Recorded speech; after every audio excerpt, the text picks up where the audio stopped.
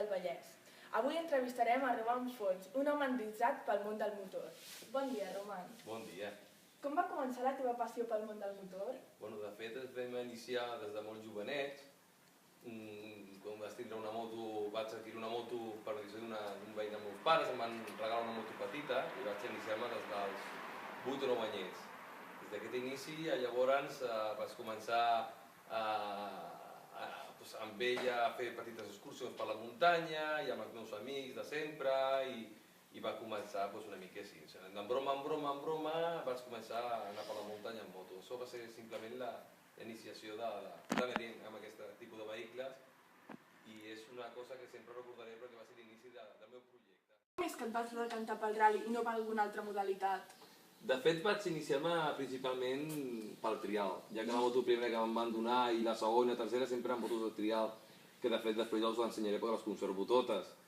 Però vaig iniciar-me pel trial i em va anar molt bé perquè em vaig iniciar molt amb l'equilibri i amb la disciplina i sobretot em va anar molt bé per el que vaig fer posteriorment. De fet, em vaig adonar cap d'uns 14 o 15 anys que m'omplia més el tema de raids. De fet, sempre seguia molt els documentals de TV3 quan feien el Dakar o la Baja Aragón i aquí em va incitar més a aquest tipus de modalitats. De fet, vaig fer un canvi, vaig agafar motos d'uns altres amics que em la deixaven com motos d'enduro i aquí em vaig adonar que realment la velocitat era el que més m'omplia. De fet, va ser així, vull dir, vaig fer un segon pas de trial, vaig passar-me al raid, per dir-ho així. Des de quan participes en competicions oficials i quina va ser la teva primera cursa? Com vas viure aquesta experiència? Realment, que jo recordo que va ser el 2003-2004 i em vaig iniciar amb una categoria bastant difícil. Era una cursa que era la famosa Baja Aragón. De fet, va ser aquesta la primera moto que vaig participar amb ella. La primera cursa va ser amb aquesta, que és una 660 Rally del País Dakar. I vaig comprar l'Isidre Esteve de segona mà perquè, evidentment, el tema econòmic no ens arribava i va ser una moto que estava força en bon estat. Ell va fer el Dakar, dos Dakars amb aquesta moto i jo, com volia fer la Baja Aragón, li vaig adquirir i vaig fer la primera cursa i em va anar força bé. Vull dir, és una moto que té molt bona suspensió i un bon motor i vaig acabar la Baja Aragón, va ser una bona cursa i vaig acabar número 12, potser? Sembla que sí, si no recordo bé. Va estar molt bé, va ser una bona experiència. Creus que aquesta experiència ha resultat difícil per a la teva família? No li feia molta gràcia, però vam veure que vaig posar molt d'interès i llavors vaig notar ràpidament un apoyo familiar, ja que tenia les meves filles petitetes que em van apoyar, em van ajudar, m'ajudaven en tots els aspectes, m'acompanyaven a totes les curses i amb la meva dona, entre tots vam fer una pinya familiar i anava a totes les curses amb ells sempre. Em van ajudar bastant, sí. Segons les classificacions que anaves aconseguint, per què no et vas dedicar totalment a competir?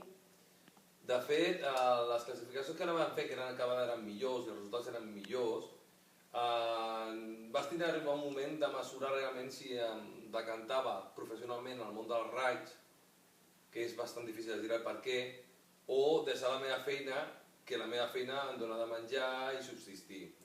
Va arribar a un punt que professionalment cada vegada m'hi ficava més de ple, però tenia que dedicar-me moltes hores a entrenar. Vet aquí que llavors entregar hores de feina del treball. Els sponsors hem arribat a una era ara que està la cosa molt... La famosa frase de la crisi, la paraula de crisi sempre està aquí i és una cosa que està contrarrestant molt amb el tema dels esports.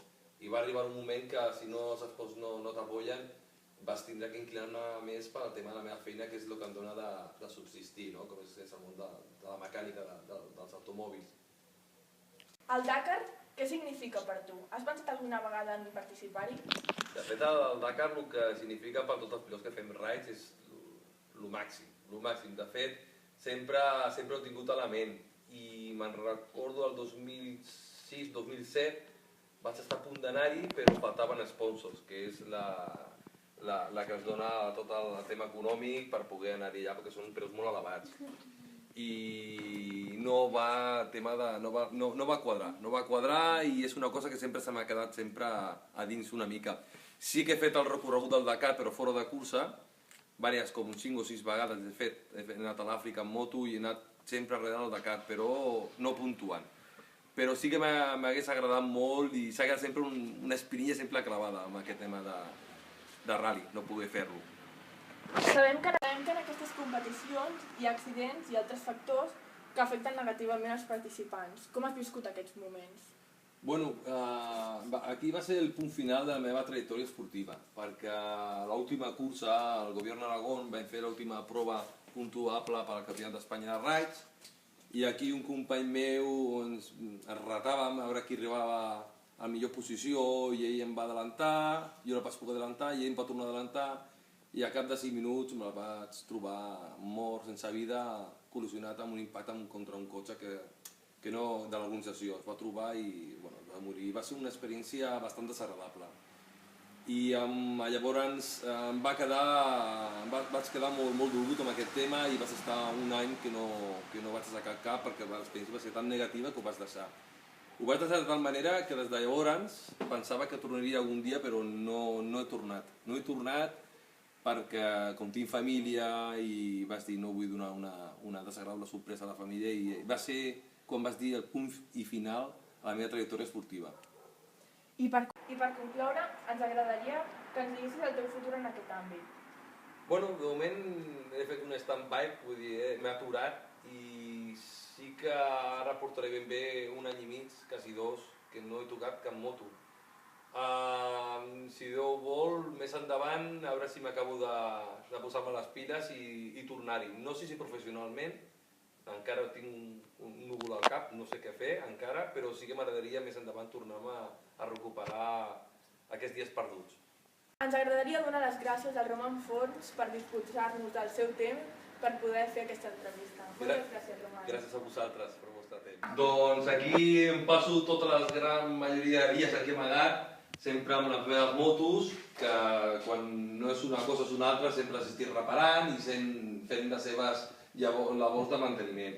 Aquí tenim, de fet, les primeres motos que em vaig iniciar, que va ser aquesta, va ser la primera, és una Montesa Scorpion, és una 50, és una moto que per qual no li dirà res, però per mi va ser la iniciació del meu inici esportiu. De fet vaig tindre una Voltaco i vaig anar adquirint motos de millor cilindrada per proporcionar la que jo vaig tindre, no? I les tinc i les guardo com un gran tresor. Vaig acabar de fer la meva trajectòria esportiva amb aquesta carrera 525, que em van donar molts trofeus i molt bons resultats. I bueno, aquí teniu tots els quadros que he anat fent i pòsters i records de la meva vida esportiva també, i he anat guardant. Aquí podeu veure com el Sàhara, creu en el Sàhara, amb la moto d'Isidre Esteve. Aquí estic amb l'Isidre Esteve i companys com el Marc Coma, Nani Roma, motos del Dakar que em deixaven per passar a Barcelona, algun tipus de cursa com la famosa Baja Aragón, i vam anar a Canàries a córrer, i fotos, com podeu veure, amics que ja no estan. De fet, tenim aquí el Fabrizio Meoni, que era una persona molt encantadora, que en desgràcia va morir també amb el rally famós Dakar. I ahí tenim l'Isidre Esteve, que desgraciadament també es va quedar en cadira de rodes. Tenim l'Alfie Cox, que també va morir.